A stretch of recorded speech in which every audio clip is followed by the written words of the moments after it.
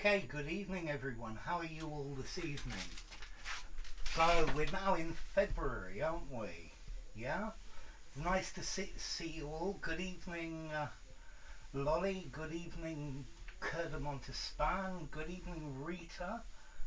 I wonder if you can all help me hear me or not. So yes, we've even got that. So good evening to you all. Okay, what I'm going to start with. Hi there, yes, here come Beauty. Good. So, a riddle for you. Okay, a ski lift. You know a ski lift? Where you've got seats that are hanging, and all of these seats are hanging from a big metal cord. Yeah? And if you start at the top and you go all the way down to the bottom of the mountain, how many of the seats pass you in the other direction going up? Yeah? So how many of the seats pass you? So you start at the top and you get in the ski lift. How many of the seats do you see coming past you in the other direction? It's a little bit of a mental challenge for you. So, how many of the other seats do you see? Do you see half of them? Do you see more than half of them? So we're still thinking about this. Okay, so imagine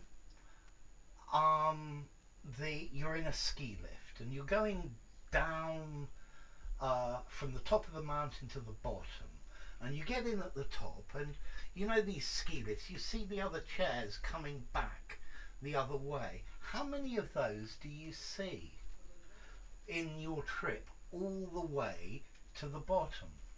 Yes, it's more than half, very definitely. How many of them? Okay, good evening Richard, that's a good start. Okay, so if you think about it, as you travel from the top to the bottom, when you're at the very top, you see on the other side the one next to you. And that one then goes past you as you go down. So the answer is you see all of them go past you except for your own seat. Yeah? All of them. Yeah, all of them. That was quite good. Okay, so it's really good to see all of you here. I think we're going to warm up maybe with some numbers, I think. Would you like that? Some numbers? Yeah, okay now. So, yeah, they're all passing by you going up the other way.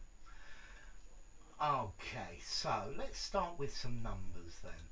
So the first number is 90. 90. The first number is 90. 90. So the first number is 90. 90.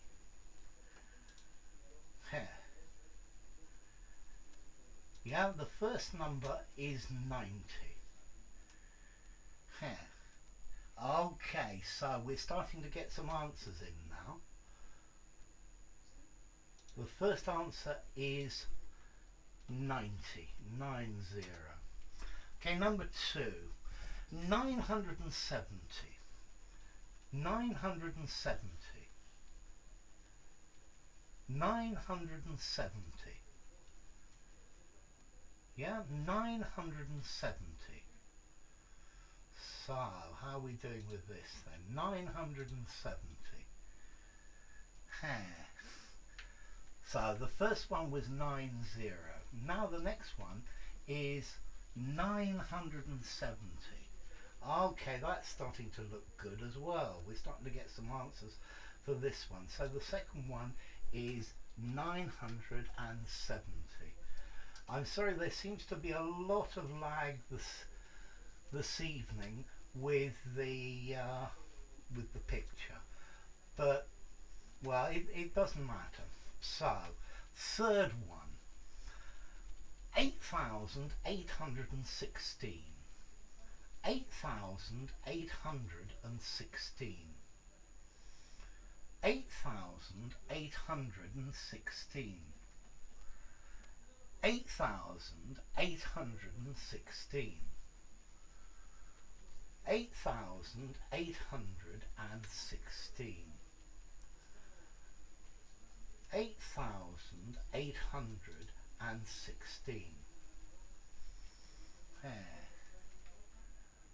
So, almost count beauty, 8,816.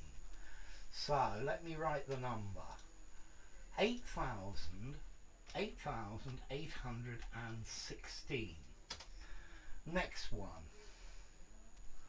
Okay, next one is 919,717. 919,716. I think I changed that. So, I've got it written down on my paper anyway. So, I don't, let me start this one again. Yeah? Let me start this one again. Let's do a new one because I've got it totally wrong. I keep changing the numbers. Okay, 800, oh, no, so, sorry guys, 18,717, that's a good one, that's I've done properly. 18,717, 18,717, I'm sorry about the last one guys, so 18,717. Yeah, 18,717. Okay, Mike, that looks pretty good. I'm going to write it here. So, 18,717. Let's try another one. I'm going to write it down because otherwise I'm going to mess up again. 116,690. 116,690. 116,690. Yeah, it happens to all of us. We make mistakes, but so 116,690. Okay, so 116,690, and it looks like the first one here is Aman. 116,690. Yep, that's what I wrote on my piece of paper. And one more to finish. So, 9,060,016. 9,060,016. 9,060,016. Yeah, 9,060,016. Good afternoon, Susanta. Ooh, so this one's quite hard.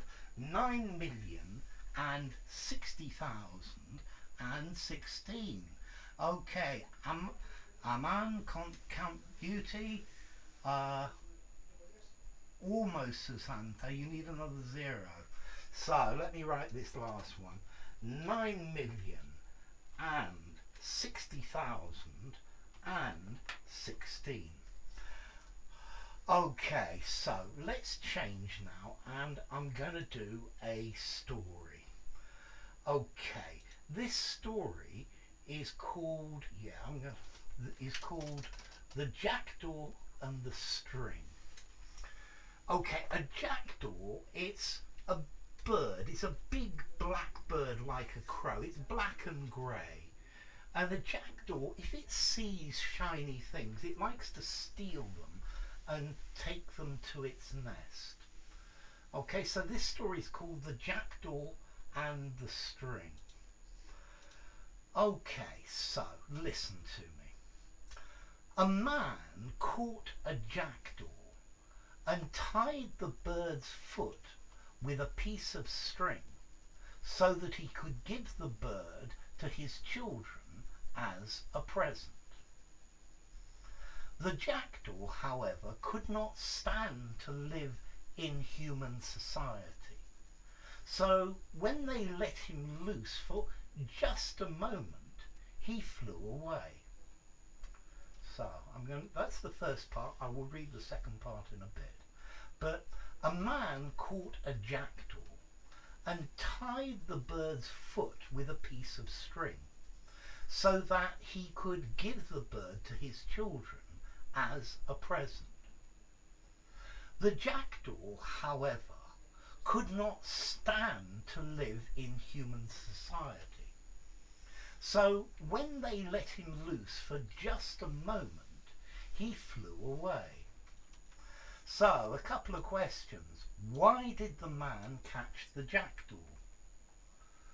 Why did the man catch the jackdaw? First question. Why did the man catch the jackdaw? Yeah, we'll need some answers to that. And then the second question is, why did the jackdaw fly away? So, first question, why did the man catch the jackdaw? And the second one, why did the jackdaw fly away? That's very good, Aman, though you need to say to give or a gift. He would like to make a present for his children. That's great, Count. To make a present, absolutely. Okay.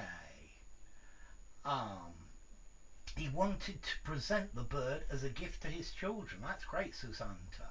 To give a present to his kids. Yes. To his children. Great.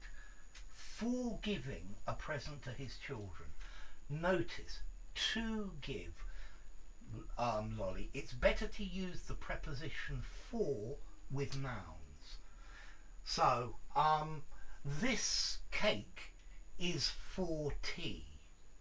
This cake is to eat for tea. Okay, so for with the nouns and to with the verbs if you have a choice. Okay, and then the second answer. Well done, Montespan. He couldn't stand human society. Yeah? Okay, he flew away because he wasn't under control. I guess that's a good answer as well, and I guess that works quite well. Yeah? So I'm going to put this here, and then I'm going to read it again. Hey, you want to be the cynosure of the chat today? Well, definitely you are right now, Mannequin. Mannequin, you are the cynosure of the chat. If you gave me €100, you'd certainly be the cynosure of the chat. Okay, so let's see. A man caught a jackdaw and tied the bird's foot with a piece of string so that he could give the bird to his children as a present. So the man, he caught the jackdaw and he tie a piece of string to its foot, the poor thing, so that he could give the bird to his children as a present. And then the jackdaw, however, could not stand to live in human society. I can understand it.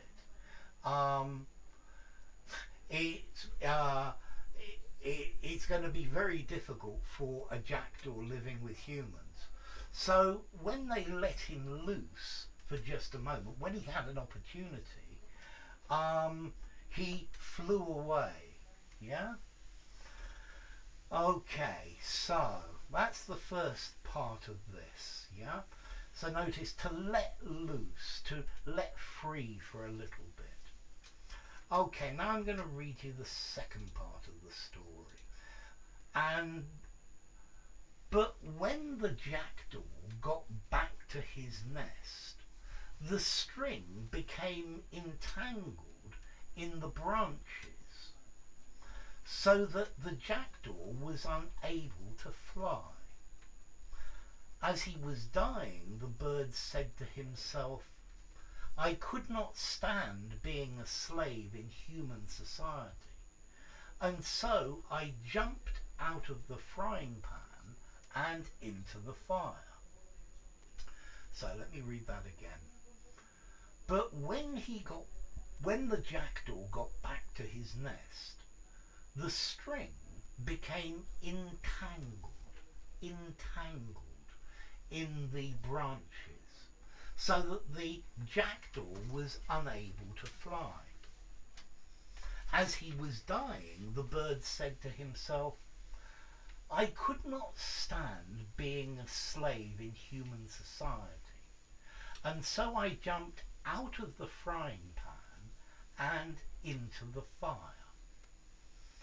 So, we need some questions. What happened to the jackdaw when it got back to its nest? What happened to it? And then a second question.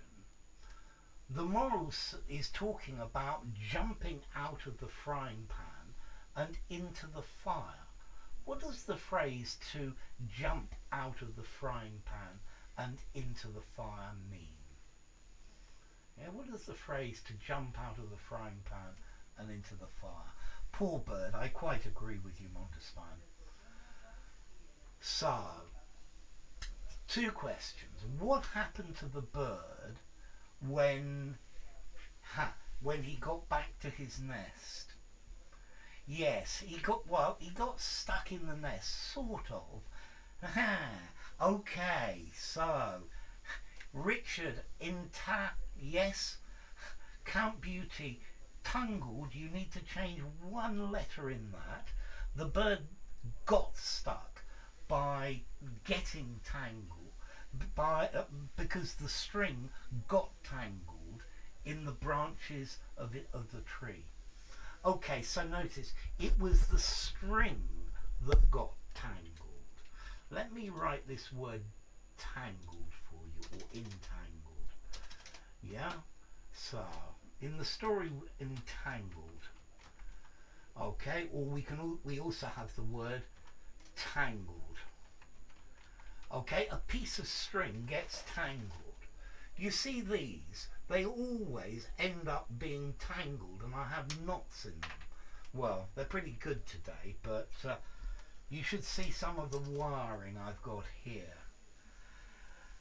Okay, and well done, Lolly Lolly. A bad situation can be worse. Yes, to jump out of the frying pan and into the fire is a phrase or an idiom that we use to mean, yes, tangled, stuck or tied together. That's good. Okay, so to jump out of the frying pan into the fire, this is an idiom that means to make a bad situation worse. If you're in the frying pan, you're in a bad situation.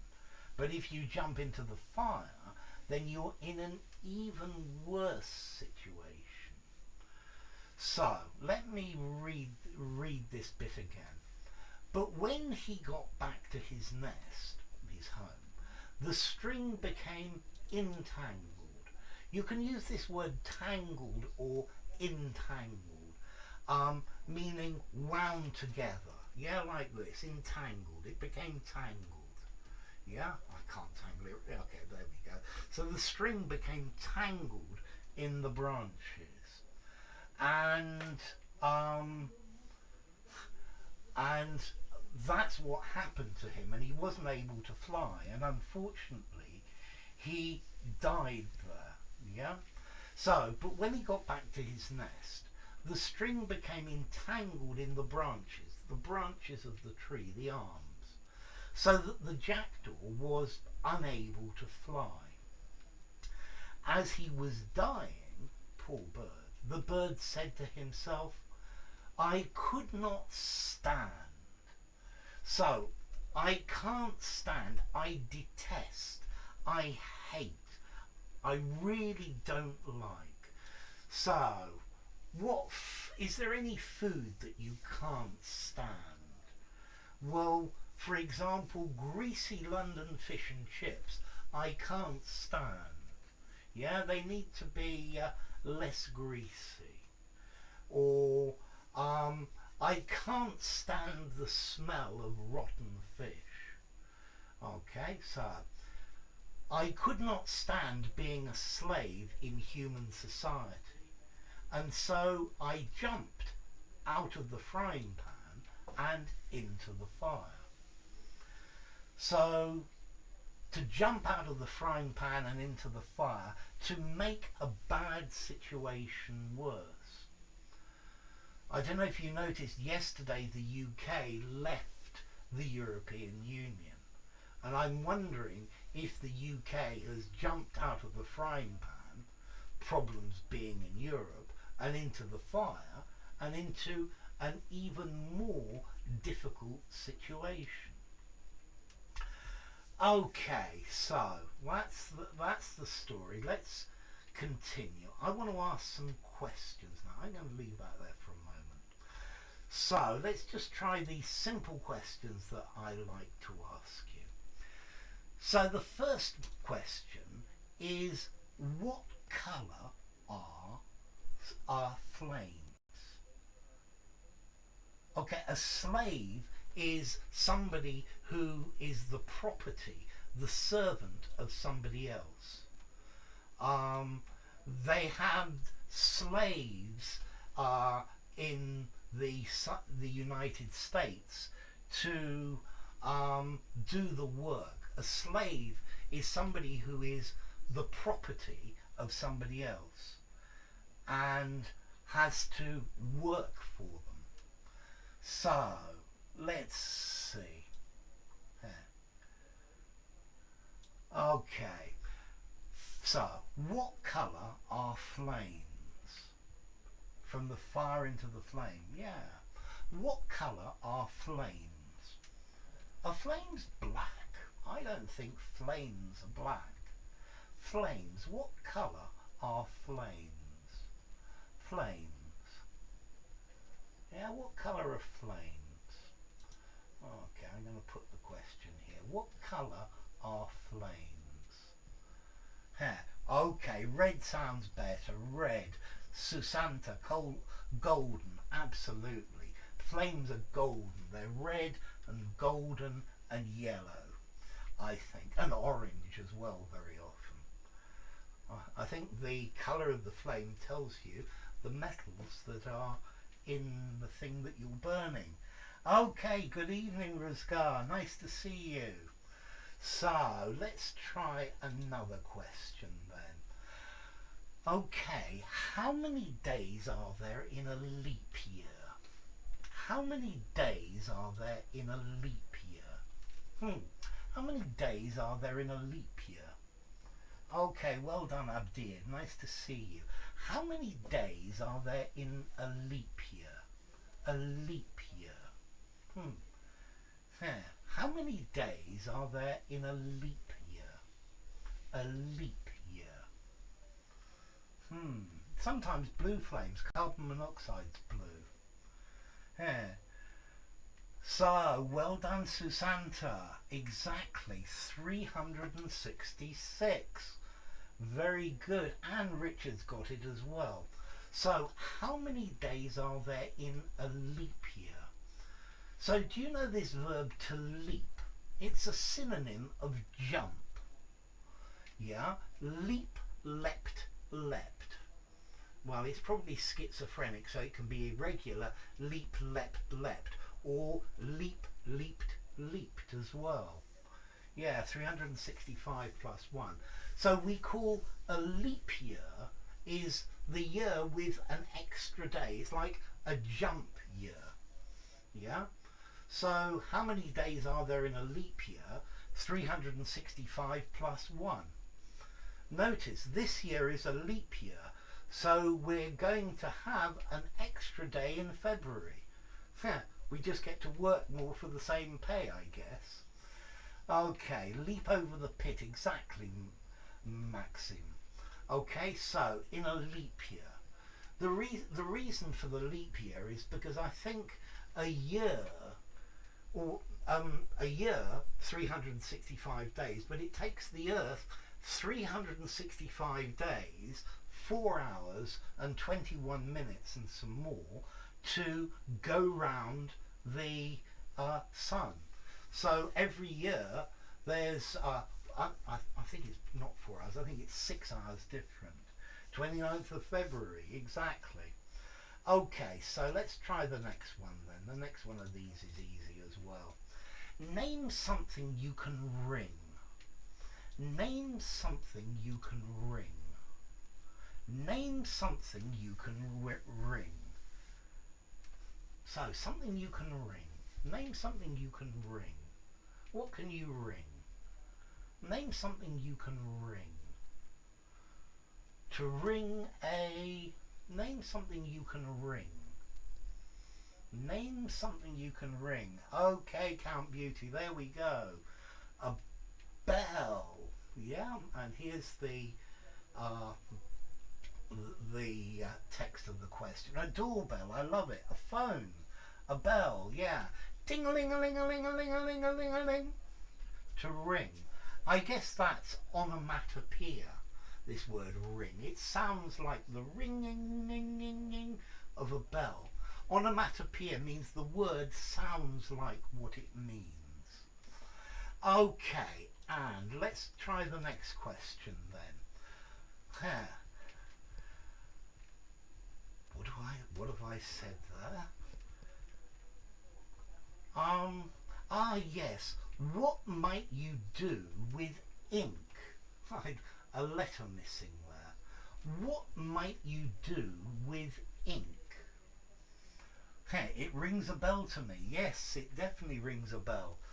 Okay, it rings a bell. It means you've heard of it, but you can't remember it exactly. What's your name? Your name rings a bell, but I can't quite get it. So, going back to the question. What would you do with ink? What would you do with ink?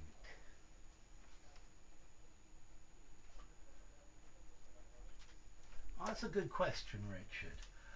Okay, so very good. Well done, Maxim. Yeah? To write, a printer, drawing, writing. Okay, Richard, to answer your question, to strike a chord with somebody. To strike a chord, it means they feel this. You hit a nerve. It's you have a good reaction or a good interaction with someone. So I think I have struck a chord with you. Yeah, it sounds you feel good in class and you feel you're learning. So I need to put this next question up here. What might you do with ink? You could use it for your printer. Absolutely, Resgar. Okay, and let's try another one then. Name something white that falls from the sky. Name something white that falls from the sky. Name something white that falls from the sky. Name something white that falls from the sky. Yeah, name something white that falls from the sky. Snow, absolutely. Snow is something white that falls from the sky, absolutely. Okay, so, yeah, flakes, snowflakes, snow, absolutely. So let's try one more question then. What temperature does ice melt at? What temperature does ice melt at? Clouds, I guess, as well. Because they could fall from the sky and make fog. So, what temperature does ice melt at? What temperature does ice melt at? temperature does ice melt at? That's good, Abadid. So, what temperature does ice melt at? What temperature does ice melt at? What temperature does ice melt at? +0, I love it. Yeah, 0 degrees centigrade. Above 0. So, what temperature does ice melt at? Okay. So, guys, I think that's probably enough for today.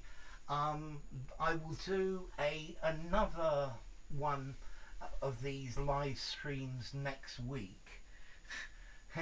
I'll do another one of these live streams next week at the same time, and I hope to see you all back again. If you arrived late, you can play the video of this, because in YouTube they actually allow you to do that. Okay, so many thanks to all of you. You've been a great audience. It's fun giving you class. Take care and happy February to all of you. So, as I say, goodbye for now.